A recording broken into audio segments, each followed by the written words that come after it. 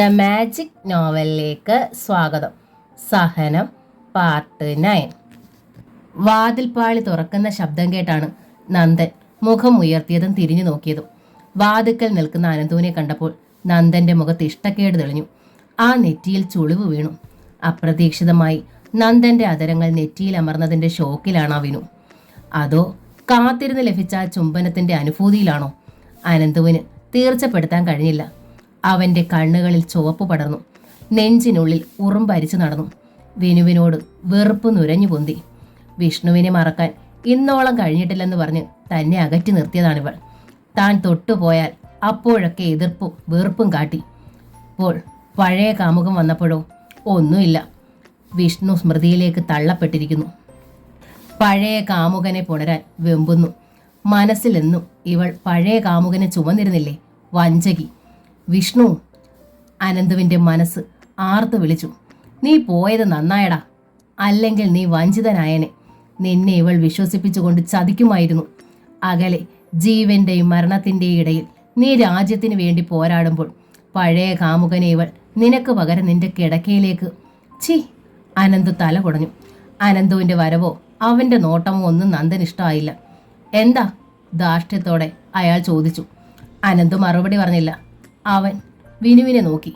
മുഖം മറുവശത്തേക്ക് തിരിച്ചു കിടക്കുകയാണവൾ. തന്നെ അപ്പോൾ കണ്ടതിൻ്റെ ഈർഷ്യയാകാം.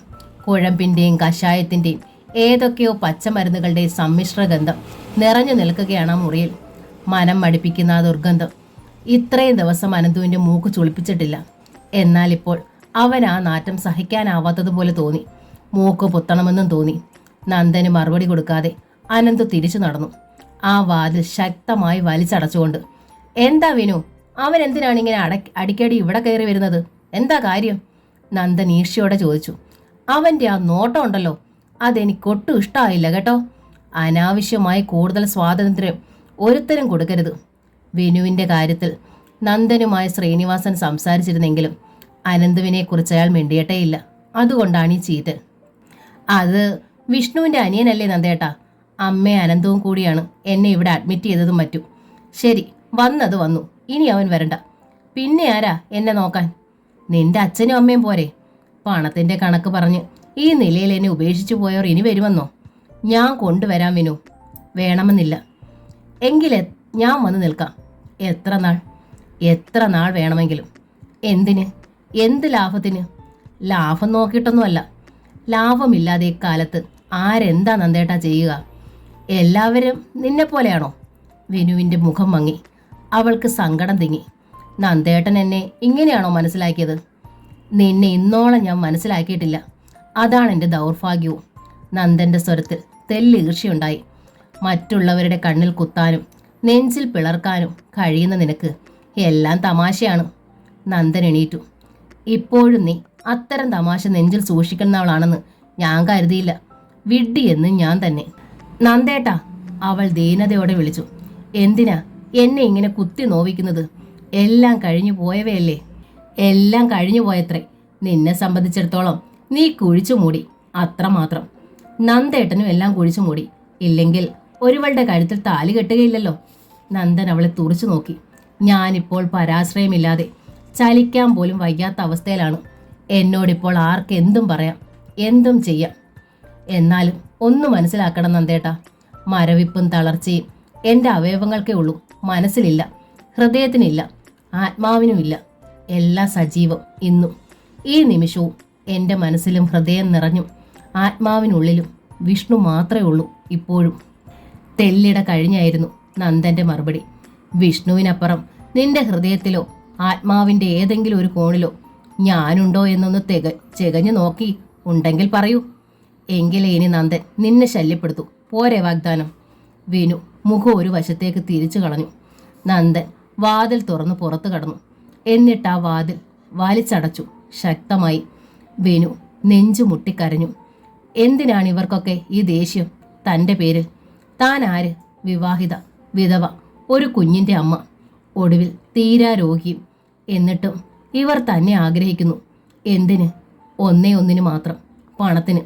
ലക്ഷ്യങ്ങളിലാണ് കണ്ണ്. നന്ദനും അനന്തവും ഇരുവരും സുഫകർ, ഉദ്യോഗസ്ഥർ. ഒന്ന് കിട്ടിയെങ്കിലും ശ്രമിച്ചാൽ നല്ലൊരു കന്യാപ്പെണ്ണിനെ തന്നെ നന്ദേട്ടന് കിട്ടും. ആനന്ദുവിന് തീർച്ചയായും കിട്ടും. എന്നിട്ടും ഇരുവരും തന്നെ ചികിത്സിക്കാനും രക്ഷിക്കാനും ശ്രമിക്കുന്നു. ലക്ഷ്യം പണമല്ലാതെ മറ്റെന്താണ്? പണമാണ് തൻ്റെ ലക്ഷ്യമെന്നല്ലേ അവൾ അർത്ഥമാക്കിയത്. വിനുവിൻ്റെ അടുത്തു നിന്ന് പോയ നന്ദൻ അത് തന്നെ ചിന്തിച്ചു. അതെ, അന്നത്തെ പോലെ തന്നെ ഇന്നും അവൾ തന്നെ മനസ്സിലാക്കിയിട്ടില്ല. കുട്ടിക്കാലം മുതലേ താൻ അവളെ ഇഷ്ടപ്പെട്ടു. കൗമാരം കഴിഞ്ഞപ്പോൾ ഇഷ്ടത്തിന് നിറഭേദം വന്നു. യൗവനമായപ്പോൾ മനസ്സും ശരീരവും അവളെ കൊതിച്ചു. തൻ്റെ വികാര വിചാരങ്ങളുടെ വർണ്ണഭേദം അവളും അറിഞ്ഞിരുന്നു. അന്ന് പരസ്പരം തങ്ങൾ അറിഞ്ഞിരുന്നു. അന്യോന്യം പിരിയാനാവില്ലെന്ന് തോന്നിയിരുന്നു എന്ന് കരുതി നീ എൻ്റേതാണ്, എൻ്റേത് മാത്രം എന്നൊന്നും ഒരിക്കലും ആ കാതിൽ താൻ പറഞ്ഞിട്ടില്ല. അത് ബാലിശമാണെന്ന് കരുതി. സിനിമാ പ്രേമമല്ലല്ലോ ജീവിതം. അങ്ങനെ വിശ്വസിച്ചു. യൗവനത്തിൻ്റെ തീക്ഷ്ണ വികാരത്തള്ളലിൽ അവളെ ഒന്ന് തൊടാൻ ശ്രമിച്ചാൽ അപ്പോഴേ ആ ഭാവം മാറും. ദേ നന്ദേട്ടാ, ഇതൊന്നും എനിക്ക് ഇഷ്ടമല്ലാട്ടോ. ആഹാ, ഇതാ ഉള്ളിലിരിപ്പെങ്കിൽ മേലെ ഞാൻ ഇവിടെ വരൂല, ഓർത്തോ. പിടിവാശിക്കാരിയാണവൾ. വാശിയെ ഭയന്നു. തൊട്ടിട്ടില്ല. കൊതിയോടെ കാത്തിരുന്നതേ ഉള്ളൂ അവകാശം പതിച്ചു കിട്ടുന്ന ദിവസത്തിനായി. പക്ഷേ അമ്മാവൻ റിട്ടയറായി വന്നതോടെ കളിക്കളം കുത്തനെ മറിഞ്ഞു. അമ്മാവൻ്റെ കണ്ണിൽ തൻ്റെ തറവാട്ടിൽ സ്വത്ത് കുറവ് മാത്രമല്ല, തനിക്ക് പണിയൊന്നുമായിട്ടില്ല. വിദ്യാഭ്യാസം കഴിഞ്ഞ് ജോലിക്കായി കാത്തിരുന്ന് നിരാശപ്പെടുന്ന കാലം. തൻ്റെ ആശയെക്കുറിച്ച് അറിയാവുന്ന അമ്മായി തങ്ങളുടെ ബന്ധത്തെക്കുറിച്ച് പറഞ്ഞു. അമ്മാവൻ സമ്മതിച്ചില്ല. ഓ, ജോലി കിട്ടി എന്ന്? ഇക്കാലത്ത് എവിടാ ജോലി കിട്ടണേ? ശപ്പൻ. ഞാൻ പറഞ്ഞതാണ് അവനോട് പട്ടാളത്തിൽ ചേരാൻ. അപ്പോഴവൻ കേരള സർക്കാരിൻ്റെ ഗസറ്റഡ് തസ്തികയിലേ ഇരിക്കൂ. റാങ്ക് ലിസ്റ്റിലുണ്ട് പോലും. എന്നാലും അമ്മായി കെഞ്ചി നോക്കി. ഒരെന്നാലുമില്ല, നീ നിന്റെ പണി നോക്ക്. അമ്മാവൻ തൻ്റെ തീരുമാനത്തിൽ ഉറച്ചു നിന്നു. വിഷ്ണുവിൻ്റെ ആലോചന വന്നതോടെ അമ്മാവന് അഹന്ത കൊണ്ട് കണ്ണ് കാണാതായി. വിനു, നീ വിചാരിച്ചാൽ ഈ വിവാഹം മുടക്കാം. ഞാൻ നിനക്കായി കാത്തിരിക്കുകയാണ് വിനു അവളോട് കെഞ്ചി. എനിക്ക് അച്ഛനെ പേടിയാ നന്ദേട്ടാ. നിനക്കെന്നെ ഇഷ്ടമല്ലേ വിനു? എനിക്കിഷ്ടമാ. ഞാൻ വിവാഹം ചെയ്യുന്നത് ഇഷ്ടമല്ലേ? അതും ഇഷ്ടമാ. പിന്നെന്താ നിനക്ക് ഈ വിവാഹം ഇഷ്ടമല്ലെന്ന് തുറന്നു പറഞ്ഞാൽ? എനിക്ക് അച്ഛനെ ഭയമാ. ഭയന്നിരുന്നാൽ ഈ വിവാഹം നടക്കും വിനു. നടക്കട്ടെ. വിനു, എന്താണ് നീ പറയുന്നത്? എനിക്ക് നന്ദേട്ടന് ഇഷ്ടമാണ്. നന്ദേട്ടൻ വിവാഹം ചെയ്യുന്നതും ഇഷ്ടമാണ് എന്ന് കരുതി നന്ദേട്ടനല്ലാതെ മറ്റാരും വിവാഹം ചെയ്യാൻ പാടില്ല എന്നൊന്നും ഇന്നോളം തോന്നിയിട്ടില്ല. നന്ദൻ്റെ മനസ്സിലൂടെ പഴയ സംഭവങ്ങൾ ഒന്നൊന്നായി കടന്നുപോയി. വിനുവിനെ കാണാൻ പോയിട്ട് വന്ന നന്ദൻ വിഷാദത്തോടെ ഇരിക്കുന്നത് കണ്ടപ്പോൾ സരസ്വതി അവൻ്റെ അടുത്തേക്ക് വന്നു. നന്ദൻ അമ്മയുടെ മുഖത്തേക്ക് നോക്കി. അമ്മയ്ക്കറിയോ അമ്മാവൻ വിനുവിനെ കാണാൻ ഹോസ്പിറ്റലിൽ പോകാത്തത് എന്താണെന്ന്? അവൻ ചോദിച്ചു. ആവോ, വല്ലതും വിട്ടുപറയുന്ന തരമാണോ ചേട്ടൻ? അമ്മയുടെ ആങ്ങള വല്ലാത്തൊരു കുറുക്കൻ തന്നെ. നന്ദൻ ഒന്ന് പുഞ്ചിരിച്ചു. എന്താടാ? സരസ്വതി മകൻ്റെ അടുത്തിരുന്നു. വിനു പണം കൊടുക്കാത്തതിൻ്റെ കെറുവാണ് അമ്മാവന്. പണമോ? എന്ത് പണം? അവളുടെ ഭർത്താവ് മരിച്ചപ്പോൾ കിട്ടിയ പണം. ആ, സർക്കാരിൽ നിന്ന് 5 ലക്ഷം കിട്ടിയെന്ന് കേട്ടു. അതിപ്പോൾ ചേട്ടൻ എന്തിനാ? 5 അല്ല, എല്ലാം കൂടെ 10-25 ലക്ഷമുണ്ട്. പലിശയും കൂടെ ആകുമ്പം വർഷം തോറും അത് പെരുകും. എൻ്റെ ഈശ്വര, ഉള്ളതോ? സരസ്വതിയുടെ കണ്ണ് തള്ളി. സത്യം, നന്ദൻ പറഞ്ഞു. എന്നിട്ട് അവളും നീയും തമ്മിലുള്ള 2ാം കല്യാണത്തിൻ്റെ കാര്യം പറയാൻ വന്നപ്പോൾ ചേട്ടൻ ഇതൊന്നും പറഞ്ഞില്ലല്ലോ. സരസ്വതി നെറ്റി ചൊളിച്ചു. അമ്മാവൻ പറയൂ ഇക്കാര്യം? ആദ്യമൊന്നും ഞാൻ കല്യാണത്തിന് സമ്മതിച്ചില്ല. പണ്ട് നിന്നെ പുറം കൈക്ക് തട്ടിയതല്ലേ. ഞാനൊന്ന് ബലം പിടിച്ചു. അപ്പോൾ ചേട്ടൻ എൻ്റെ കാല് പിടിക്കുന്ന മട്ടായി. കുഞ്ഞിനെ പോലും നമ്മൾ നോക്കണ്ട, ചേട്ടൻ നോക്കിക്കോളാമെന്നായി. അതാ പിന്നെ ഞാനും സമ്മതിച്ചത്. തന്നെയല്ല, നിനക്കവളിൽ പണ്ടേ ആശയായിരുന്നല്ലോ. നന്ദൻ ഒന്ന് ചിരിച്ചു. അമ്മാവൻ കുഞ്ഞിനെ നോക്കിക്കോളാന്ന് പറഞ്ഞത് എന്താണെന്നറിയോ? എന്തിനാ? 25 ലക്ഷത്തിൻ്റെ അവകാശി വിനുവിന് ജനിച്ച ആ കുഞ്ഞാണ്. എൻ്റെ ഭഗവതി. സരസ്വതി വീണ്ടും കണ്ണുമിഴിച്ചു. ഉള്ളതാണോടാ? സത്യാമേ. വിനുവിനെ എനിക്കും കുഞ്ഞിനെ അമ്മാവനും. എങ്കിൽ സരസ്വതിക്ക് ഒന്നും ആലോചിക്കാനുണ്ടായിരുന്നില്ല. നാളെ മുതൽ ഞാൻ ഹോസ്പിറ്റലിൽ പോകുന്നു വിനുവിനെ ശുശ്രൂഷിക്കാൻ. അമ്മ ഇതുവരെ അവളെ കാണാൻ പോലും പോയിട്ടില്ലല്ലോ. നന്ദൻ അമ്പരന്നു. ഇല്ല, പക്ഷേ നാളെ മുതൽ പോകുന്നു. എന്തിന്? നന്ദന് മനസ്സിലായില്ല. എടാ, പണത്തിൻ്റെ കുറവ് കൊണ്ടല്ലേ ചേട്ടൻ അവളെ നമ്മളിൽ നിന്ന് അകറ്റിയത്? അതെ, അവളെ ഇനി നമ്മൾ സ്വീകരിക്കണമെങ്കിൽ പണം വേണം. അവളുടെ ആ പണം അതവൾ തരില്ലമ്മേ. തരണ്ട, നമ്മൾ തട്ടിയെടുക്കുന്നു. ചേ അവളുടെ ഭർത്താവിൻ്റെ മരണാനന്തരാവകാശം നമുക്കെന്തിനാമേ? എൻ്റെ ചേട്ടനോട് പകരം വീട്ടാൻ. എന്താ, അല്പം വാശി നമുക്ക് പാടില്ലേ? എന്താ അമ്മയുടെ ഉദ്ദേശം? അവളുടെ അടുത്ത് കൂടുക, അവളെ ശുശ്രൂഷിക്കുക, അവളുടെ സ്നേഹവും വിശ്വാസവും നേടുക. പിന്നെയൊക്കെ താനെ നടക്കുമടാ. പെണ്ണല്ലേ, പെണ്ണിനെ വശത്താക്കാൻ എവിടെ തൊടണമെന്ന് ഒരു പെണ്ണിന് തന്നെയാണ് കൃത്യമായി മനസ്സിലാവുക. 25 ലക്ഷം എന്ന് പറയുന്നത് നിസ്സാര തുകയാണോ? സരസ്വതിയുടെ കണ്ണുകളിൽ ആർത്തി വിരുകി. പിറ്റേന്ന് രാവിലെ തന്നെ സരസ്വതി ഒരുങ്ങി പുറപ്പെട്ടു. ഹൃദയ ഹോസ്പിറ്റൽ, വിനുവിൻ്റെ മുറി. സരസ്വതി ചെല്ലുമ്പോൾ മുറിയിൽ തനിച്ച് മേൽപോട്ട് മിഴികൾ നട്ട് കിടക്കുകയാണ് വിനു. ആ മിഴിയോരങ്ങളിൽ തങ്ങി നിൽക്കുന്ന നീർത്തുള്ളികൾ. അയ്യോടാ എൻ്റെ മോളെ!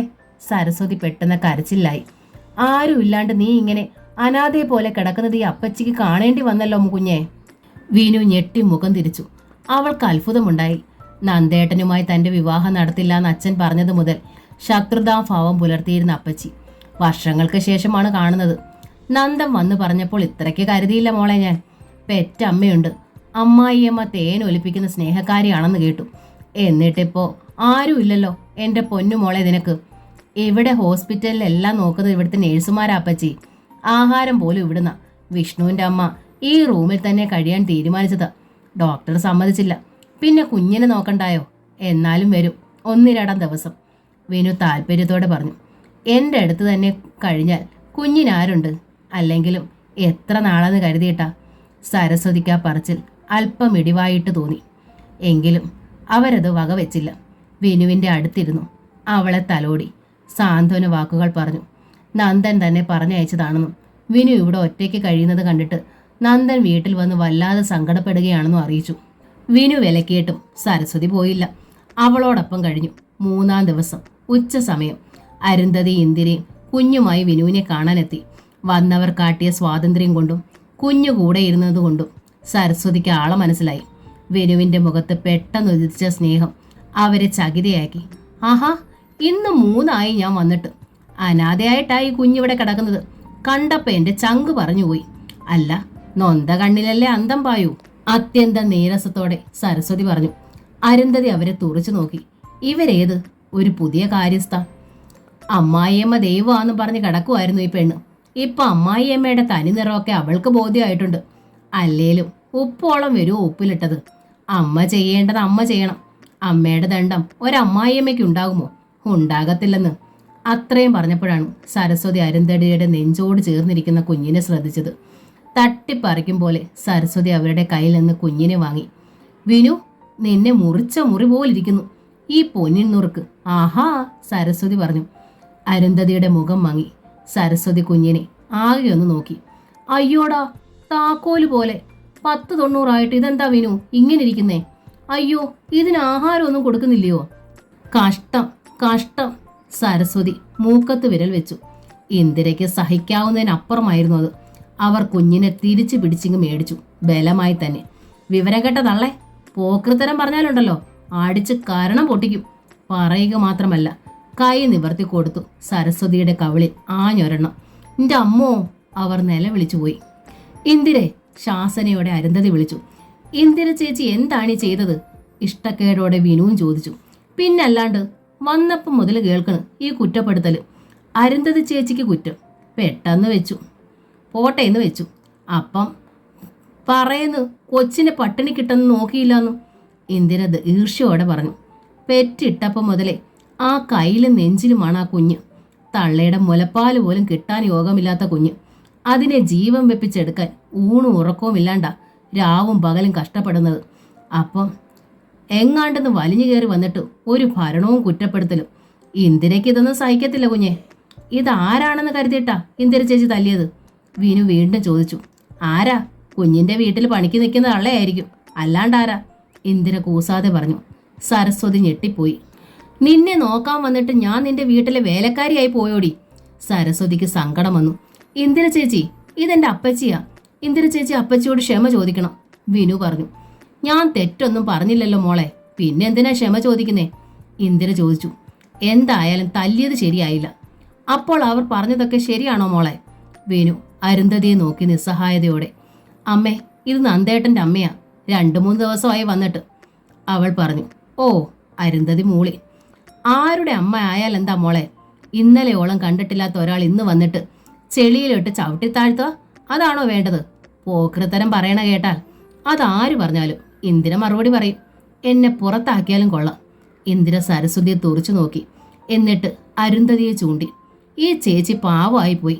അല്ലെങ്കിൽ നിങ്ങളിപ്പോൾ പറന്ന് വീട്ടിലെത്തിയേനെ. നിങ്ങൾ എന്നെ തല്ലിയല്ലേ? സരസ്വതി പല്ലുകൾ കടിച്ചു പിടിച്ചു. ഇത് സരസ്വതി മറക്കത്തില്ല, നോക്കിക്കോ. ഇന്ദിര ശാന്തിയിലെ പണിക്കാരിയാണെന്ന് അപ്പോഴും സരസ്വതിക്ക് മനസ്സിലായതുമില്ല. ബന്ധത്തിൽപ്പെട്ട വേണ്ടപ്പെട്ടോ ആരോ ആണെന്നാണ് ധാരണ. വിനു ഇടതുകരം കുഞ്ഞിന്റെ നേരെ നീട്ടി. ഇന്ദിര കുഞ്ഞിനെ വിനുവിന്റെ അരികിൽ കൊണ്ടുചെന്നു. അരുന്ധതി ഇന്ദിരയും കൂടി വിനുവിനെ തെല്ല് താങ്ങി എണീപ്പിച്ചു. 2 തലയണകൾ പിന്നിൽ ചാരി വെച്ചു.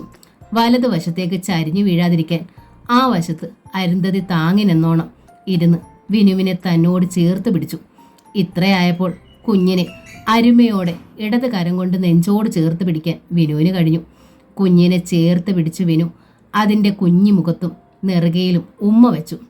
ആ കണ്ണുകൾ കവിഞ്ഞു തൂകി. അവൾ അത്യന്ത സങ്കടത്തോടെ അരുന്ധതിയെ നോക്കി. കരയല്ലേ മോളെ, കരയല്ലേ? അരുന്ധതി അവളുടെ മുഖം തൻ്റെ സാരിത്തുമ്പ് കൊണ്ട് തുടച്ചു. അവൾ അരുന്ധതിയോട് ചേർന്നിരുന്നു. ആ ശരീരത്തിൻ്റെ ചൂട് പകർന്നു കിട്ടാനെന്ന വണ്ണം. അരുന്ധതി അവളുടെ വലത് കരം പിടിച്ചുയർത്തി കൈപ്പത്തിയൊക്കെ പരിശോധിച്ചു. കൈപ്പത്തിയിലും ജീവൻ വെച്ചിട്ടുണ്ട്. ആദ്യമൊക്കെ അനുഭവപ്പെട്ടിരുന്ന നിർജീവതയുടെ തണുപ്പ് ഇപ്പോഴില്ല. കാൽപ്പത്തിക്കും വ്യത്യാസമുണ്ട്. ഇവിടെ വന്ന നാൾ മുതൽ 90 ദിവസം കഴിയുമ്പോൾ എടുത്തു പറയത്തക്ക വ്യത്യാസം ഉണ്ടാകുമെന്നാണ് ഡോക്ടർ പ്രഭുചന്ദ്രൻ അന്ന് പറഞ്ഞത്. ഇപ്പോൾ 60 ദിവസങ്ങളോളം ആകുന്നു. 30 ദിവസം കൂടി കഴിഞ്ഞാൽ ഈശ്വര. അരുന്ധതി ദിവസങ്ങൾ എണ്ണിയാണ് വിടുന്നത്. സരസ്വതി ശ്രദ്ധിക്കുകയായിരുന്നു അരുന്ധതിയും വിനുവും തമ്മിലുള്ള ആ ഇരിപ്പ്. ഇരുവരുടെയും മുഖത്തുദിക്കുന്ന സ്നേഹവായ്പ്, വാക്കുകളിൽ തുടിക്കുന്ന ആത്മാർത്ഥത. കൈവിരൽ തുമ്പുകളിൽ പോലും സ്നേഹമുണ്ട്. 3 ദിവസം താൻ വിനുവിന് നൽകിയ അമിത സ്നേഹവും ശുശ്രൂഷയും തലോടലും എല്ലാം ഏതാനും നിമിഷത്തെ ഈ പ്രകടനത്തിന് മുന്നിൽ തീർത്തും നിഷ്ഫലമായി പോയി. താൻ വിനുവിനുമേൽ വർഷിച്ച പൂക്കൾ അത്രയും അരുന്ധതിയുടെ ഒരു പുഞ്ചിരിക്ക് മുൻപിൽ നിറവും സൗരഭ്യവും കെട്ടതായി പോകുന്നു. താൻ 3 ദിവസം ഇവിടെ കാട്ടിയ സ്നേഹം കപടമായിരുന്നു. അരുന്ധതിയുടേത് ആത്മാവിൻ്റെയും ആത്മാവിൽ നിന്ന് ബഹിർഗമിക്കുന്ന സ്ഫുരണങ്ങൾ മാത്രം. താൻ പരാജയപ്പെടുകയാണോ? സരസ്വതിക്ക് അങ്ങനെ തോന്നി. മടങ്ങിയാലോ? അപ്പോൾ 25 ലക്ഷം രൂപ കുഞ്ഞ്. പക്ഷേ എന്തെങ്കിലും നാവനക്കി മിണ്ടാനോ കുഞ്ഞിനെ തിരികെ എടുക്കാനോ സരസ്വതിക്ക് കഴിഞ്ഞില്ല. ഇന്ദിരയുടെ നാവിനെയും കൈകളെയും അവർ ഭയന്നു, വല്ലാതെ ഭയന്നു. സരസ്വതി പുറത്തേക്കിറങ്ങി. വിനു മതിയാവോളം സമയം കുഞ്ഞിനെ നെഞ്ചിൽ കിടത്തി കൊഞ്ചിച്ചു, മനസ്സ് നിറയുവോളം. അരുന്ധതി അതിനിടയിൽ നാട്ടുവിശേഷങ്ങളും വീട്ടുവിശേഷങ്ങളും പറയുകയായിരുന്നു. ഇന്ദിരയും കൂടെ കൂടി. സരസ്വതിയെ തല്ലിയതിന് വിനു പിന്നെ ശാസിക്കുകയോ ക്ഷമ പറയാൻ ആവശ്യപ്പെടുകയോ ചെയ്തതേയില്ല. സരസ്വതിയുടെ ആ വാക്കുകളും പ്രവൃത്തികളും അവൾക്കും ഇഷ്ടമായിരുന്നില്ല. സരസ്വതിയെ സാന്ത്വനിപ്പിക്കാൻ വേണ്ടിയാണ് അപ്പോൾ അത്രയും പറഞ്ഞതും. 1-2 മണിക്കൂറുകൾ കഴിഞ്ഞപ്പോൾ മുറിയിലേക്ക് ഒരു സിസ്റ്റർ വന്നു. കുഴമ്പിടാൻ സമയമായിരിക്കുന്നു വിനുവിന്. അരുന്ധതി ഇന്ദിരയും കുഞ്ഞിനെയും കൊണ്ടുപോകുന്നു. കുഴമ്പിടുന്നത് ഹോസ്പിറ്റലിലെ പ്രത്യേക ശുശ്രൂഷാ മുറിയിലാണ്.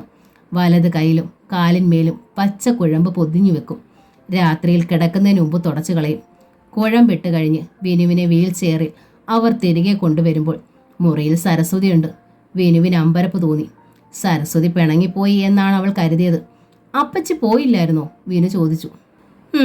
ഞാൻ പോകണമെന്നാ നിന്റെ ഉള്ളിലിരിപ്പ് അല്ലേ?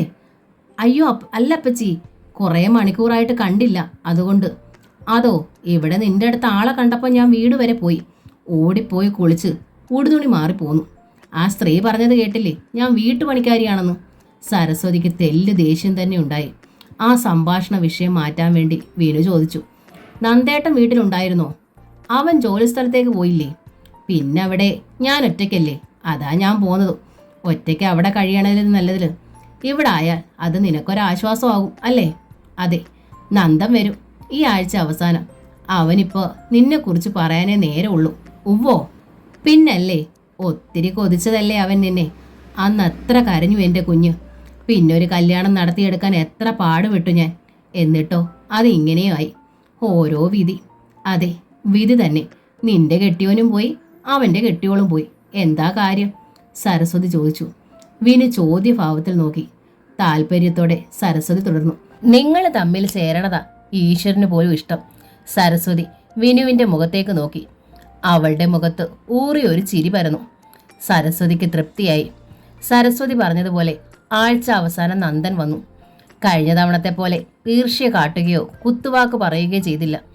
അത്യന്തം സ്നേഹവായ്പോടെ സംസാരിച്ചു. ഒരു കാര്യം വിനുവിന് മനസ്സിലായി. തൻ്റെ ഉടമസ്ഥാവകാശം നന്ദേട്ടൻ തീർത്തും ഏറ്റെടുത്തിരിക്കുന്നുവെന്ന്. ആ ഭാവവും പ്രകടനവും സംഭാഷണത്തിലും പ്രവൃത്തിയിലും കണ്ടു.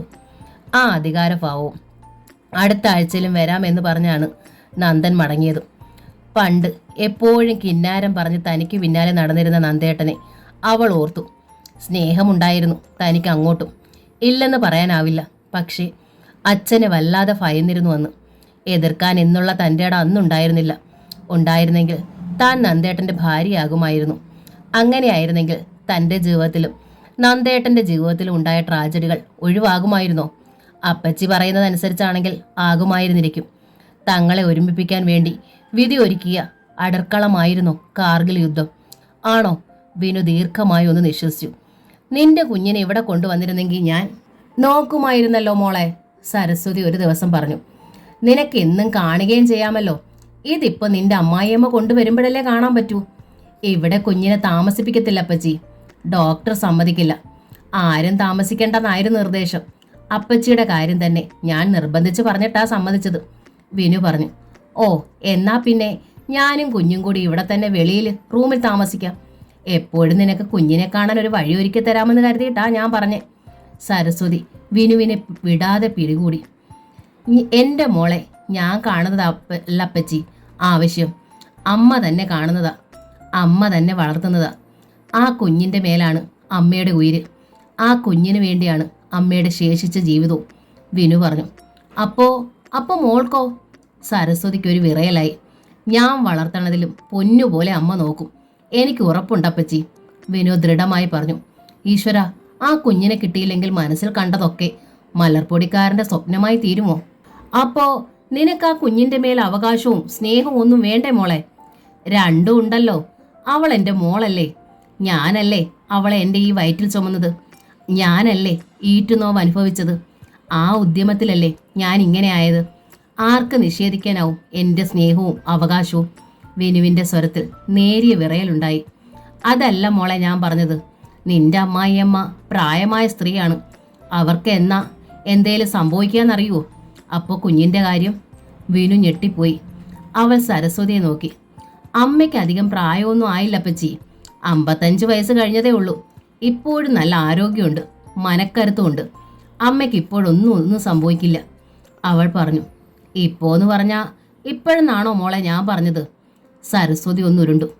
എന്തായാലും നീ പ്രസവിച്ച കുഞ്ഞ് അത് നിന്റെ കൂടെ നിൽക്കണതല്ലേ ഏറ്റവും നല്ലത്. അതെ, അക്കാര്യത്തിൽ എന്താ സംശയം? അതാ ഞാൻ പറഞ്ഞത്. ഞാൻ തന്നെ കുഞ്ഞിനെ ഇപ്പോഴേ നോക്കിക്കൊള്ളാമെന്ന്. കുഞ്ഞ് എൻ്റെ കൂടെ പഴകണതാണല്ലോ നല്ലത്. ഇപ്പോൾ ഇത്ര കുഞ്ഞിനെ ആവുമ്പോൾ അതിന് പ്രയാസമില്ല. അപ്പച്ചി എന്താണ് ഉദ്ദേശിക്കുന്നത്? മോളെ, നീ നന്ദൻ്റെ പെണ്ണായി എൻ്റെ വീട്ടിലേക്ക് വരുമ്പോൾ നിന്റെ കുഞ്ഞ് എൻ്റെ പേരക്കുഞ്ഞ് തന്നെ ആവില്ലേ? അപ്പോൾ ആ നിലയ്ക്ക് കുഞ്ഞുമായി ഇപ്പോഴേ അടുക്കുന്നതല്ലേ നല്ലത്. അതാണ് പറഞ്ഞത്. തൻ്റെ കുഞ്ഞ് അപ്പച്ചിയുടെ പേരക്കുഞ്ഞോ? അപ്പോൾ വിഷ്ണുവിൻ്റെ അമ്മ കുഞ്ഞിൻ്റെ ആര്? വിനു ഒരു സ്തംഭന അവസ്ഥയിൽ ഒരു നിമിഷം കടന്നുപോയി. അതിൻ്റെ ആവശ്യമില്ല സരസ്വതി. പെട്ടെന്നാണ് വാതിൽക്കൽ നിന്ന് ആ ശബ്ദം കേട്ടത്. അവിശ്വസനീയതയോടെ വിനു നോക്കി. വാതിൽക്കൽ ശ്രീനിവാസൻ, പിറകെ ലീലാവതി അകത്തേക്ക് ഓടി വന്നു. എൻ്റെ പൊന്നു മോളെ, അമ്മ നിന്നെ ഉപേക്ഷിച്ചിട്ട് പോയിട്ട് എത്ര നാളായടി. തീ തിന്നുമായിരുന്നു ഞാൻ. എൻ്റെ കുഞ്ഞെ, നിന്റെ മുഖം പോലും മാറിപ്പോയല്ലോടി. എല്ലാ ഐശ്വര്യവും പോയല്ലോടി. ലീലാവതി മകളെ തലോടുകയും കരയുകയും ചെയ്തു. വിനുവും കരഞ്ഞു. ശ്രീനിവാസൻ സരസ്വതിയുടെ അടുത്തേക്കാണ് ചെന്നത്. നീ പറയുന്നത് ഞാൻ വാതിലിന് പുറത്തു നിന്ന് കേട്ടായിരുന്നു. നിന്റെ മകനെ ഇവളെ കെട്ടിച്ചു തരാമെന്നേ ഞാൻ പറഞ്ഞിട്ടുള്ളൂ, കുഞ്ഞിനെ തരാമെന്ന് പറഞ്ഞിട്ടില്ല, അയാൾ പറഞ്ഞു. എന്തിനാ ചേട്ടാ തള്ളയും കുഞ്ഞിനെയും തമ്മിൽ പിരിക്കണത്? സരസ്വതി നയത്തിലാണ് ആരംഭിച്ചത്. ആ കുഞ്ഞിനു വേണ്ടിയാണ് ഈ പെണ്ണ് ഈ യാതനയും വേദനയും അനുഭവിക്കണത്. എന്നിട്ടാ കുഞ്ഞിനെ കൂടാണ്ട് കഴിയാനോ? എന്നിട്ടെന്തിനാ പോരെടുക്കാനോ? ഞാനോ ചേട്ടാ പോരെടുക്കുന്നത്? ഈ സരസ്വതിയോ? ഇപ്പോഴില്ലായിരിക്കും, പക്ഷേ കല്യാണം കഴിയുമ്പോൾ നന്ദനും ഇവൾക്കും വീണ്ടും കുട്ടികൾ ഉണ്ടാവില്ലെന്ന് നീ കരുതുന്നുണ്ടോ? അങ്ങനെ ഇപ്പോൾ കരുതാൻ പറ്റുമോ? അതാ ഞാൻ പറഞ്ഞത്. ഒരു കുഞ്ഞുണ്ടാകുമ്പോൾ നിങ്ങൾക്കല്ല ഈ കുഞ്ഞൊരു അധികപ്പറ്റാവും, പോരെങ്കിലും ഒരു പെൺകുഞ്ഞും. ഒന്നല്ല 9 കുഞ്ഞുണ്ടായാലും 25 ലക്ഷത്തിന് ഇപ്പോഴേ അവകാശിയായ കുഞ്ഞ് ഒരധികപ്പറ്റാവില്ല ഒരിക്കലും. പക്ഷേ സരസ്വതിക്ക് അത് തുറന്നു പറയാനാവുമോ? അയാൾ പറഞ്ഞ വാദമുഖങ്ങളെ ഖണ്ഡിക്കാനും ആവില്ല. ശ്രീനിവാസന്റെ തലച്ചോറും പുകയുകയാണ്. നന്ദനെ വിവാഹം കഴിക്കുന്ന കാര്യം ഇതുവരെ വിനു സമ്മതിച്ചിട്ടില്ല. ആദ്യമായി അവളുടെ മനസ്സ് മാറ്റണം. സരസ്വതിയുടെ വരവും താമസവും ലക്ഷ്യവും അറിഞ്ഞു തന്നെയാണ് ശ്രീനിവാസൻ ഭാര്യയും കൂട്ടി എത്തിയത്. സരസ്വതി ഇവിടുന്ന് ഓടിച്ചേ തീരൂ. അവളെ ഓടിച്ചാലേ വിനുവും കുഞ്ഞും ഇനിയെങ്കിലും തന്റെ വരുതിയിലെത്തൂ. എങ്ങനെ ഓടിക്കും? ശ്രീനിവാസന്റെ കുരുട്ടുബുദ്ധി അതിവേഗം പ്രവർത്തിച്ചു തുടങ്ങി. കൊട്ടാരപ്പറമ്പിൽ ഫോൺ ബെല്ലടി കേട്ടു. രാജേശ്വരിയാണ് എടുത്തത്. അരുന്ധതിയാണ് രാജേശ്വരി. അപ്പുറത്തു നിന്ന് അരുന്ധതിയുടെ സ്വരം രാജേശ്വരി കേട്ടു. അനന്തു എവിടെ രാജേശ്വരി? ദാ മുറ്റത്തുണ്ട്, വിളിക്കാം. രാജേശ്വരി ഉറക്കെ വിളിച്ചു. അനന്തു, ദാ നിനക്കാ ഫോൺ, അരുന്ധതി ചേച്ചിയാ. അനന്തുവിന് ഒരു പരിങ്ങലുണ്ടായി. കുറച്ച് ദിവസമായിട്ട് താൻ ശാന്തിയിലേക്ക് പോയിട്ടില്ല, വിളിച്ചിട്ടില്ല. അവൻ റിസീവർ എടുത്തു. എന്താ വല്യമ്മേ? അവൻ സ്വരം തീരെ താഴ്ത്തി. നീ ഹോസ്പിറ്റലിലേക്ക് പോയില്ലേ അനന്തു? ഉവ്വല്ലോ, ഇന്നലെയും പോയി. വിവരങ്ങൾ അറിഞ്ഞു. ആവശ്യത്തിനുള്ള പണവും ഏൽപ്പിച്ചിട്ടുണ്ട്. ആരെ? ഡോക്ടറെ. നീ റൂമിൽ പോയില്ലേ? വിനുവിനെ കണ്ടില്ലേ? സത്യമല്ലേ? അനന്തു മൗനം. കുറേ ദിവസമായിട്ട് നീ പോയില്ലല്ലേ? അനന്തു മിണ്ടിയില്ല. നീ എന്താ അനന്തു പോകാത്തെ? അരുന്ധതി തീർത്തും ഉത്കണ്ഠപ്പെട്ടു. പോയില്ല. ഉദാസീനമായിരുന്നു അനന്തുവിന്റെ മറുപടി. നീ ഇങ്ങോട്ടൊന്ന് വരൂ അനന്തു. എന്തിനാ വല്യമ്മേ? നീ വാടാ. അരുന്ധതി ശബ്ദം കടുപ്പിച്ചു. അനന്തു റിസീവർ വെച്ചു. കൊട്ടാരപ്പറമ്പിൽ രാജുവിന്റെ വിവാഹത്തിനുള്ള ഒരുക്കങ്ങൾ ആരംഭിച്ചിരിക്കുന്നു. വീട്, അറ്റകുറ്റപ്പണി, വെള്ളപൂശൽ, അങ്ങനെ ഓരോന്നും നടക്കുകയാണ്. പ്രഭാകരൻ അനന്തുവിനോട് പിണങ്ങിയിരിക്കുന്നു. അത്യാവശ്യത്തിനേ മിണ്ടാറുള്ളൂ. വീട്ടിൽ താൻ ഒറ്റപ്പെടുകയാണെന്ന് അവന് തോന്നി. തൻ്റെ കാത്തിരിപ്പും വെതാവിലാവും. ബൈക്കിൽ ശാന്തിയിലേക്ക് തിരിക്കുമ്പോൾ അനന്തുവിൻ്റെ മനസ്സ് ഒരു കരച്ചിലിൻ്റെ വക്കിലെത്തിയിരുന്നു. അരുന്ധതി ഉണ്ണിക്കുട്ടിക്ക് കൊടുക്കാൻ കുറുക്ക് കാച്ചിയെടുത്തു. അതുമായി വാരത്തിൽ വന്നിരുന്നു. കുഞ്ഞിനെ ഒരു ഷീറ്റ് വിരിച്ച് അതിന്മേൽ കിടത്തിക്കൊണ്ട് ലേശം വിധം വായിലേക്ക് വെച്ചു കൊടുക്കുകയാണ് അരുന്ധതി. ഉണ്ണിക്കുട്ടി കുറുക്കു നുണഞ്ഞ് ഇറക്കുകയാണ്. അത് കണ്ട് അരുന്ധതിക്ക് മനസ്സ് നിറഞ്ഞു. അമ്മുമ്മയുടെ ചക്കരമുത്തേ, അമ്മുമ്മയോട് എന്തെങ്കിലുമൊക്കെ പറയടാ. അരുന്ധതി പറയുന്നത് മനസ്സിലായിട്ടോ എന്തോ ഉണ്ണിക്കുട്ടി എന്തോ ശബ്ദം പുറപ്പെടുവിച്ചു. ആ കുഞ്ഞി കണ്ണുകൾ തിളങ്ങുകയും ചെയ്തു. അത്യധികം സന്തുഷ്ടയായി അരുന്ധതി മുഖം തിരിക്കുമ്പോഴാണ് കണ്ടത് വാതുക്കൽ അനന്തു. എന്താ അനന്തു, നീ എന്താ വാതുക്കൽ നിൽക്കുന്നത്? ഇങ്ങകത്തേക്ക് വരൂ. അരുന്ധതി അവൻ്റെ മുഖത്തെ ഉത്സാഹമില്ലായ്മ കണ്ടു. എങ്കിലും ക്ഷണിച്ചു. അനന്തു അകത്തേക്ക് വന്നു. അരുന്ധതിക്കരികിൽ തറയിലിരുന്നു. നിനക്ക് എന്തു പറ്റിയടാ? അരുന്ധതി അനന്തുവിൻ്റെ മുഖത്തേക്ക് നോക്കി. ഒന്നുമില്ല വല്യമ്മേ. അവൻ മുഖം തിരിച്ചു. വീട്ടിൽ വല്ല പ്രശ്നമുണ്ടായോ? ഇല്ല. പ്രഭാകരൻ വഴക്കു പറഞ്ഞോ? ഇല്ല. പിന്നെ? ഒന്നുമില്ലെന്ന്. നീ എന്താ ഹോസ്പിറ്റലിൽ പോകാതിരുന്നത്? ഓ, പോയില്ല, അത്രേ ഉള്ളൂ. നീ പോകുന്നുണ്ടല്ലോ എന്ന് കരുതിയിട്ടാ അനന്തു ഞാൻ എന്നും പോകാത്തത്. കട്ടിൽ ഒരേ കിടപ്പ് കിടക്കുന്ന ഒരാൾക്ക് വേണ്ടപ്പെട്ടവരെ കാണാതിരുന്നാലുള്ള ദണ്ഡം അറിയൂ. വല്യമ്മ പോയി കണ്ടോളൂ. നീ ഇല്ലാതെയോ? ആ, നിനക്കെന്ത് പറ്റി? അതറിയാനാണ് ഞാൻ നിന്നെ വിളിച്ചത്. ഒന്നുമില്ല വല്യമ്മേ. ഒന്നുമില്ലെങ്കിൽ പിന്നെ ഹോസ്പിറ്റലിൽ പോകാതിരിക്കുന്ന എന്തിനാ? എങ്ങനെ വല്യമ്മ അറിഞ്ഞു? പറയാൻ ആളുണ്ട് അവിടെ. പരാതി വിനുവിനാവില്ല. അരുന്ധതി മുഖമുയർത്തി ചോദ്യഭാവത്തിൽ. അവിടെ അവൾക്കിപ്പോൾ അന്വേഷണത്തിനും ശുശ്രൂഷയ്ക്കും ആളുണ്ടല്ലോ. ആര്? ആ നന്ദൻ. അയാളുടെ അമ്മ. ഈർഷ്യയായിരുന്നു അനന്തുവിൻ്റെ സ്വരത്തിൽ. അവര് മാത്രമല്ലടാ, ഇപ്പോൾ മത്സരമാണ്. വിനുവിൻ്റെ അമ്മയും അച്ഛനും ഉണ്ട്. ഡോക്ടർമാർ വിലക്കിയിട്ടും അവർ വിനുവിനെ ശുശ്രൂഷിക്കാനും തൃപ്തിപ്പെടുത്താനും മത്സരിക്കുന്നു. അറിഞ്ഞു. റൂമിൽ നോക്കാനും ശുശ്രൂഷയ്ക്കും ആളുള്ളപ്പോൾ പിന്നെ ശല്യപ്പെടുത്താതെ എൻ്റെ കടമ മാത്രം ചെയ്യുകയല്ലേ നല്ലത്. ഹോസ്പിറ്റലിൽ ചെല്ലുക, പണം അതാത് സമയത്ത് അടയ്ക്കുക, പോരെ? എൻ്റെ കടമയിൽ നിന്ന് മാറാനോ പറഞ്ഞ വാക്ക് തെറ്റിക്കാനോ ഒരിക്കലും ഞാൻ തയ്യാറാവില്ല വല്യമ്മേ. എന്നെ വിശ്വസിക്കാം. അരുന്ധതി അവൻ്റെ തോളത്ത് ഇടത് കരം വെച്ചു. ഒന്ന് തലോടുകയും ചെയ്തു. അനന്തു മുഖം തിരിച്ചു. തൻ്റെ കണ്ണുകളിൽ ഊറിക്കൂടുന്ന സങ്കടം വലിയമ്മ കാണരുതെന്ന് അവന് നിർബന്ധമുണ്ടായിരുന്നു. അവൻ എഴുന്നേറ്റ് മുൻവശത്തെ ഹാളിലേക്ക് ഇറങ്ങി ടി വി ഓൺ ചെയ്തു. എതിരെ സെറ്റിയിലിരുന്നു. അരുന്ധതി കുഞ്ഞിന് കുറുക്ക് കൊടുത്ത് വയർ നിറച്ച് അതിൻ്റെ ദേഹം തുടച്ച് ഉടുപ്പ് മാറ്റി പുറത്തേക്ക് വരുമ്പോൾ അനന്തു സെറ്റിമേൽ കിടന്നുറങ്ങുകയാണ്. ടി വിയിൽ പരിപാടി നടക്കുന്നുണ്ട്. അരുന്ധതി അനന്തുവിനെ ശ്രദ്ധിച്ചു. ഉറക്കത്തിലും അവൻ്റെ മുഖത്തൊരു വിഷാദമുണ്ട് എന്നവർ കണ്ടു. പാവം, അരുന്ധതി മനസ്സാ പറഞ്ഞു. പറമ്പിൽ രാജുവിൻ്റെ വിവാഹം കഴിഞ്ഞു. രജിസ്റ്റർ ഓഫീസിലാണ് അവൻ്റെ വധു നീരജയ്ക്ക് ജോലി. സ്വർഗം പിടിച്ചടക്കിയ സന്തോഷത്തിലാണവൻ. അരുന്ധതി ഇന്ദിരയും ഉണ്ണിക്കുട്ടിയും കൊണ്ട് പോയിരുന്ന കല്യാണത്തിന്. അതിഗംഭീരമായിരുന്നു വിവാഹ ചടങ്ങുകൾ.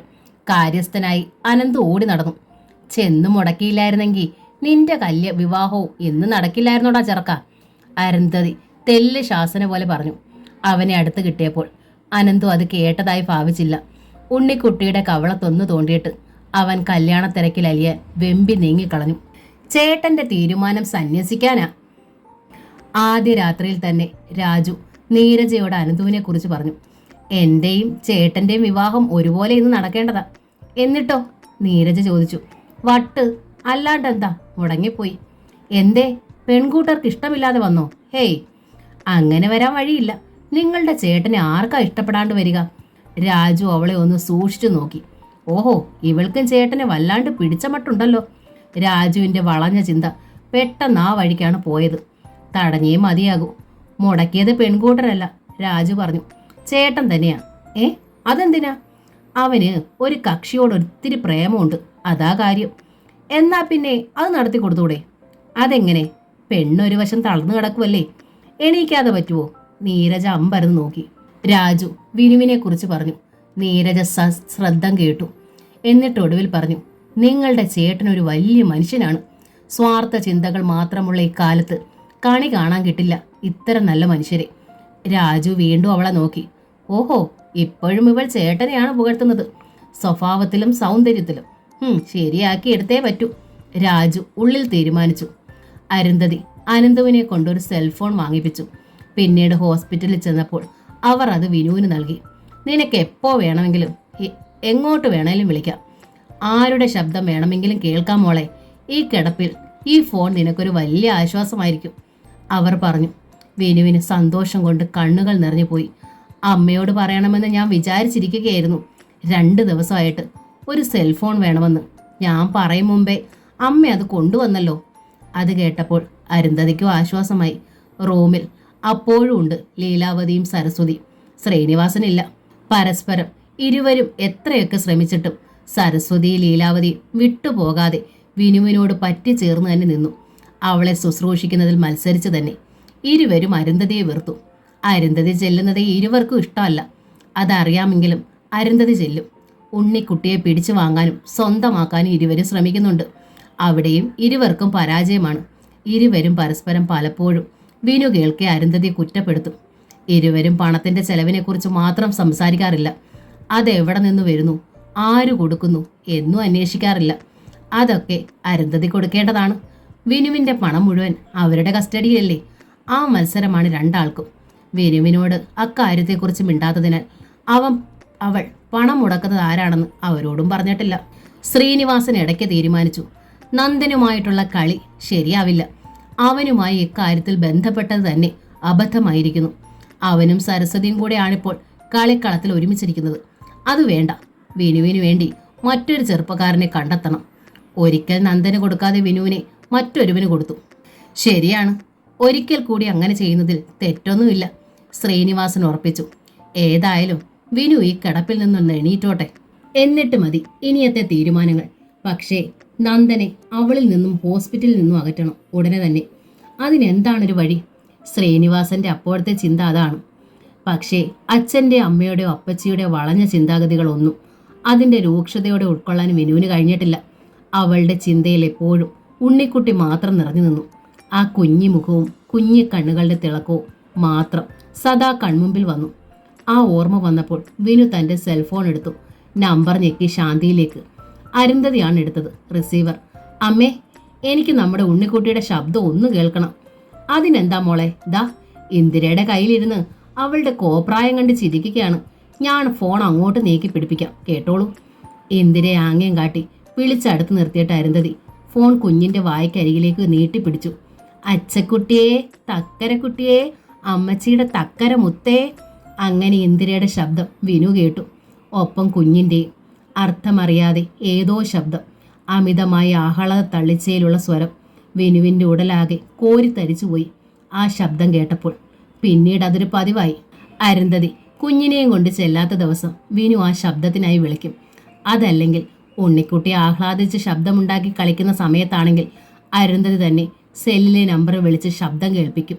4 മാസമായ കുഞ്ഞിൻ്റെ വികാര വിചാരങ്ങൾ ആ ശബ്ദത്തിലൂടെ വിനു ഉൾക്കൊള്ളുകയായിരുന്നു എന്നും.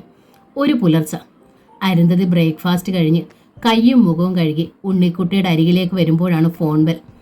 STDയുടെ പോലുള്ള ടോൺ കേട്ടപ്പോഴേ അരുന്ധതിക്ക് മനസ്സിലായി വിനുവാണ്. സെല്ലിൽ വിളിക്കുകയാണ്. കുഞ്ഞിൻ്റെ ശബ്ദം കേൾക്കാനാവും. അരുന്ധതി കുഞ്ഞിനെ വാരി എടുത്തുകൊണ്ടാണ് റിസീവർ ചെവിയിൽ വെച്ചത്. അമ്മേ, ഞാനാ അമ്മേ, വിനു. അത്യാഹ്ലാദ സ്വരമായിരുന്നു വിനുവിൻ്റെ. എന്താ മോളെ, എന്താ നിനക്ക് ഇത്ര സന്തോഷം? എന്തുണ്ടായി? അരുന്ധതി അമ്പരന്നു പോയി. വിഷ്ണുവിൻ്റെ മരണത്തിന് മുമ്പെങ്ങോ വിനുവിൽ നിന്നും പുറപ്പെട്ടിരുന്ന ആഹ്ലാദ സ്വരം. ഇപ്പോൾ എന്തുണ്ടായി അത്രയ്ക്ക് ആഹ്ലാദിക്കാൻ? അമ്മേ, എനിക്കിപ്പോൾ എൻ്റെ വലത് കൈയും കാലും അനക്കാൻ കഴിയുന്നുണ്ടമ്മേ.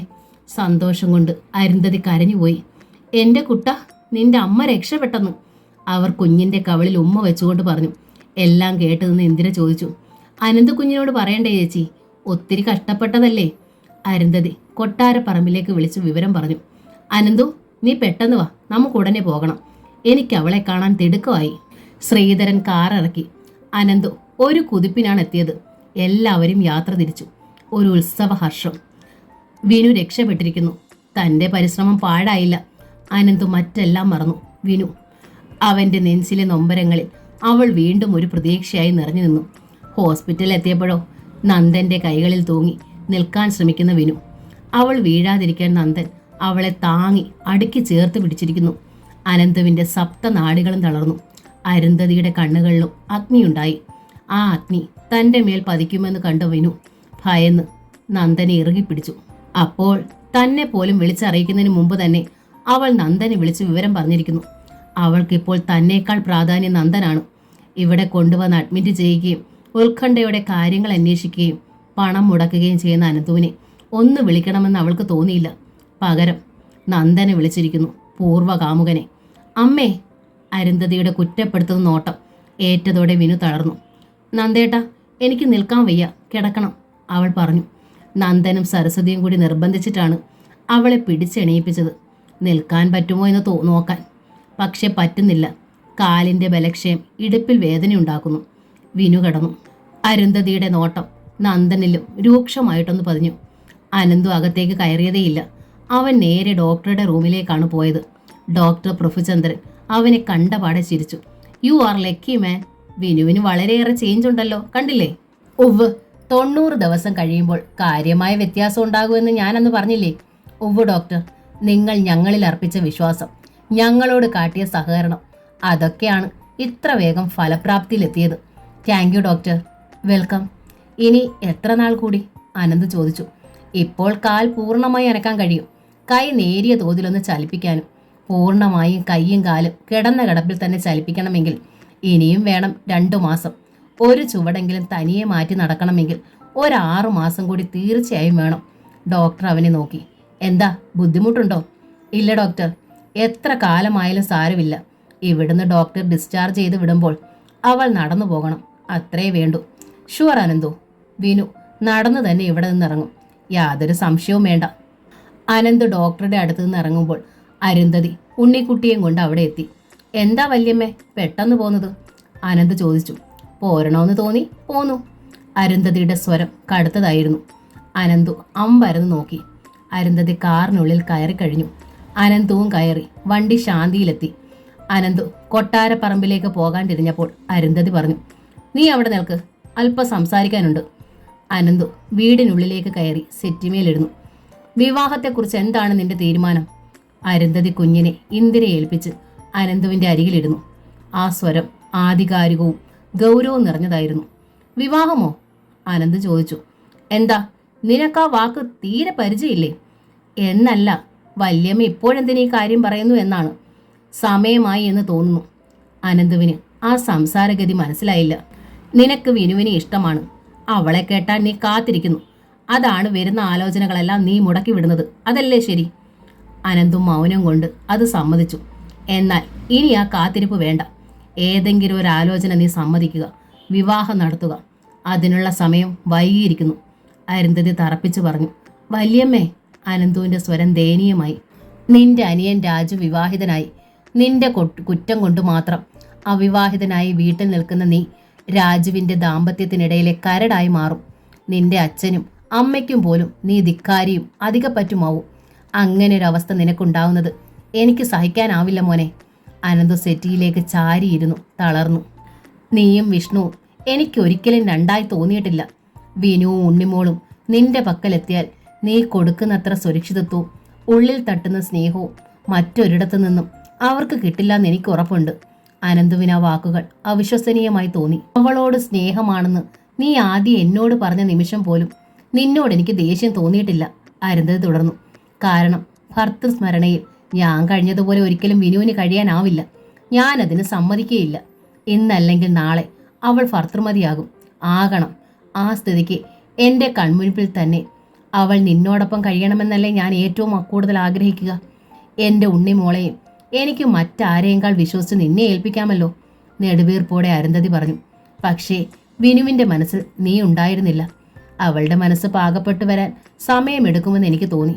പ്രസവം കഴിയുമ്പോഴേക്കും അവളെ കാര്യങ്ങൾ പറഞ്ഞ് മനസ്സിലാക്കാമെന്നും ആവശ്യമെങ്കിൽ നിർബന്ധിക്കാമെന്നും ഞാൻ കരുതിയിരുന്നു. പക്ഷേ അനന്തു അപ്പോഴും ദീനതയോടെ നോക്കി. പക്ഷേ പ്രസവം കഴിഞ്ഞപ്പോൾ കാര്യങ്ങളെല്ലാം തകിടം മറിഞ്ഞില്ലേ. ഇപ്പോഴിതാ ഒരു നന്ദന്റെ വരവോടെ എല്ലാം കീഴ്മേൽ മറിഞ്ഞിരിക്കുന്നു. ഇനി നമുക്കൊന്നും ആശിക്കാനില്ല അനന്തു. നീ അതിനായി ഭാവി തുലയ്ക്കുകയും വേണ്ട. അനന്തു സ്തംഭിച്ചിരിക്കുകയാണ്. വിനുവിനെ ഞാൻ കുറ്റം പറയില്ല. മുമ്പേ തന്നെ മനസ്സിൽ സ്ഥാനമുണ്ടായിരുന്ന മുറച്ചിറക്കന്റെ തുടർച്ചയായ സാമീപ്യം അവളുടെ മനസ്സിന് പുതുജീവൻ നൽകിയിരിക്കാം. മനുഷ്യ മനസ്സ് കുരങ്ങിന് സമാനമാണെന്ന് അല്ലേ പറയുക. എപ്പോൾ വേണമെങ്കിലും സ്വഭാവം മാറാം. അതാരും മനഃപൂർവ്വം ചെയ്യുന്നതല്ല. അനന്ത് തലയും താഴ്ത്തി ഇരിക്കുകയാണ്. അതുകൊണ്ട് ഉടനെ തന്നെ നിന്റെ വിവാഹം നടക്കണം. നിന്നെ ആരും തരം താഴ്ത്തുന്നതും ചവിട്ടി താഴ്ത്തുന്നതും എനിക്കിഷ്ടമല്ല, മനസ്സിലായോ? അരുന്ധതി ഗൗരവത്തിൽ ചോദിച്ചു. ഉവ്വ്, അവൻ പറഞ്ഞു. നിന്റെ അന്തസ്സിന് ചേർന്ന ഒരു നല്ല കുട്ടി നിനക്കായി കാത്തിരിക്കുന്നുണ്ടാകും അനന്തു. അരുന്ധതി അവനെ തലോടി. അവൻ മൂളി. പ്രഭാകരനെ കണ്ട് അരുന്ധതി തന്നെ വിവരം പറഞ്ഞു. ഓരോന്നിനും ഓരോ സമയമുണ്ട് അനിയ. ഇപ്പോഴവൻ വിവാഹത്തിന് സമ്മതം മൂളിയിട്ടുണ്ട്. ഇപ്പോഴാണ് അവന് മാലയോഗം ഉണ്ടായെന്ന് കരുതിയാൽ മതി. സമ്മതിച്ചു. ഇനിയും അവനൊരു നല്ല ബന്ധം കിട്ടാതിരിക്കാനും മാത്രം വൈകിട്ടൊന്നുമില്ല. പക്ഷെ ഒരു കാര്യമുണ്ട്, പ്രഭാകരൻ തുടർന്നു.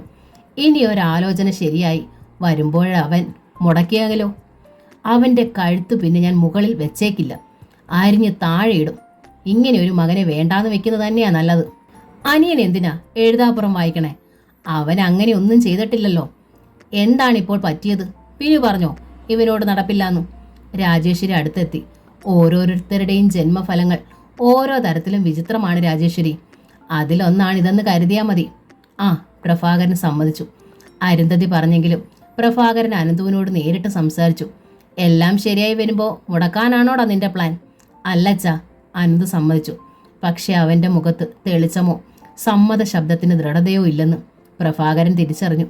അത് അയാളെ ആശങ്കപ്പെടുത്തുകയും ചെയ്തു. കുറച്ചു ദിവസം നീങ്ങി. പ്രഭാകരൻ അനന്തുവിനു വേണ്ടി ആലോചനകൾക്കൊന്നും തയ്യാറായില്ല. 1 മാസം കൂടി കഴിഞ്ഞപ്പോൾ പ്രഭാകരൻ മകനെ വീണ്ടും സമീപിച്ചു. എന്താടാ, ഒരാലോചന കൊണ്ടുവന്നാൽ നീ തട്ടിക്കളയുമോടാ? അനന്ത് രാവിലെ ഉണർന്ന് മുഖവും കഴുകി വാരത്തിലെ പടിമേലിരുന്ന് കടുങ്കാപ്പി കുടിക്കുകയാണ്. ഇല്ലെന്ന് ഞാൻ അന്നേ പറഞ്ഞതല്ലേ? അനന്ത് ചോദിച്ചു. നിന്റെ വാക്ക് വിശ്വസിച്ച് അന്യരോട് വാക്ക് പറയാൻ എനിക്ക് ഇപ്പോഴും ധൈര്യമില്ല. അച്ഛൻ്റെ ഇഷ്ടം പോലെ ചെയ്യ്, അനന്തു അലസമായി പറഞ്ഞു. പ്രഭാകരൻ ഒന്ന് ആലോചിച്ചു. ആ ബാങ്കിൽ ജോലിയുള്ള കുട്ടിയില്ലേ, സജിനി, ആ കുട്ടിയുടെ കല്യാണം ഇപ്പോഴും നടന്നിട്ടില്ല. അത് തന്നെ ഉറപ്പിച്ചാലോ? വേണ്ടച്ച, അവളെ കണ്ട് ഞാൻ നേരിൽ പറഞ്ഞതാണ് എനിക്ക് മറ്റൊരു പെണ്ണുണ്ടെന്ന്. ഇനിയും അത് തന്നെ നടത്തുന്നത് ശുഭമാവില്ല. ഞാനൊന്ന് നോക്കട്ടെ. പ്രഭാകരൻ മൂളി. വേറെ പറ്റിയ ബന്ധമുണ്ടോന്നു? അവൻ ഇപ്പോഴും പൂർണ്ണ സമ്മതമൊന്നും ആയിട്ടില്ലച്ചാ. കുറച്ചു നാളൂടെ കാക്കുന്നതാണ് നല്ലത്. കയ്യാലപ്പുറത്തെ തേങ്ങ പോലെ അവൻ്റെ മനസ്സിൽ കല്യാണക്കാര്യം. സംഭാഷണം കേട്ടുകൊണ്ട് രാജു അങ്ങോട്ട് വന്നു. ഓ, നിന്റെ അഭിപ്രായത്തിൻ്റെ കുറവേ ഉണ്ടായിരുന്നുള്ളൂ, അനന്തു പറഞ്ഞു. എൻ്റെ അഭിപ്രായത്തിനാ ഇപ്പോൾ ഇവിടെ വില. രാജു അനന്തുവിനെ നോക്കി പല്ലിളിച്ചു. പെണ്ണ് കിട്ടിയപ്പോൾ കിട്ടിയ വിലയായിരിക്കും. അനന്തു അവനെ കളിയാക്കി. രാജു പാൻസും ഷർട്ടും മോടിയായി ധരിച്ചിരിക്കുന്നു. മുഖത്ത് ക്രീം പൂരട്ടി പൗഡർ പൂശിക്കൊണ്ടിരുന്നു. വാരത്തിലേക്ക് വന്നത് തന്നെ അവിടെ കണ്ണാടിക്ക് മുമ്പിൽ നിന്ന് മുടി ചീകി ഒതുക്കുകയാണവൻ. രാജു വീണ്ടും ചിരിച്ചു. നീരജയുടെ ബന്ധുക്കളിൽ ആരോ ഇന്നെത്തും എന്ന് രാത്രിയിൽ ഫോൺ വന്നിരുന്നു. അതുകൊണ്ട് അവരെ സൽക്കരിക്കുന്നതിന് വേണ്ടി അത്യാവശ്യം ചില ഐറ്റംസ് വാങ്ങാൻ രാവിലെ ടൗണിലേക്ക് പോകാനുള്ള ഒരുക്കത്തിലാണ് രാജു. രാജുവിൻ്റെ ചിരിയും അവൻ്റെ സംസാരവും ഇഷ്ടപ്പെടാതിരുന്നതിനാൽ ശബ്ദത്തിൽ തെല്ല് ഹാസ്യം കലർത്തി അനന്ത് ചോദിച്ചു വീണ്ടും. ഇത്ര അതിരാവിലെ ഇത്ര അണിഞ്ഞൊരുങ്ങി നീ എങ്ങോട്ടാടാ പുറപ്പാട്? ടൗണില് ആനലേലം നടക്കുന്നുണ്ട്, നീ അറിഞ്ഞില്ലല്ലേ? രാവിലെ ചെന്നാല് തീരെ വില കുറച്ച് ഒരെണ്ണത്തിന് വാങ്ങാമെന്നറിഞ്ഞു, അതിന് പോവുക. രാജു ഒന്ന് ചുണ്ടുകൊട്ടി പുഞ്ചിരിച്ചു. ഓഹോ, ആനയെ വാങ്ങാനും കൂടിയുള്ള പണം നിന്റെ അമ്മായിയച്ഛൻ തന്നായിരുന്നോ? കൊള്ളാലോ കച്ചവടം. അനന്ത് പരിഹാസത്തോടെ ചിരിച്ചുകൊണ്ട് പറഞ്ഞു. എൻ്റെ അച്ഛന് തരാൻ കഴിയുന്നത്രയൊക്കെ തന്നിട്ടുണ്ട്. ആനയെ വാങ്ങാനും മാത്രം കഴിവുള്ളവരല്ല ഞങ്ങൾ. പെട്ടെന്ന് പിന്നിൽ നിന്ന് നീരജയുടെ സ്വരം ഉയർന്നു. ഇവിടെ ഇപ്പം ആനയെ വാങ്ങാനുള്ള ആലോചന ഉണ്ടെന്ന് ഞങ്ങൾ അറിഞ്ഞിരുന്നില്ല. അനന്തു ഞെട്ടിത്തിരിഞ്ഞു. രാജുവും ഞെട്ടി. പ്രഭാകരനും രാജേശ്വരിയും കേട്ടത്. അവർ അമ്പരപ്പോടെ നിന്നു. നീരജയുടെ മുഖം വീർത്തിരുന്നു. സഹനം എന്ന നോവലിൻ്റെ ഈ ഭാഗം ഇവിടെ പൂർണ്ണമാവുകയാണ്. ഈ നോവൽ നിങ്ങൾക്ക് ഇഷ്ടമായെങ്കിൽ ലൈക്ക് ചെയ്ത് ഷെയർ ചെയ്ത് സബ്സ്ക്രൈബ് ചെയ്യണേ. താങ്ക്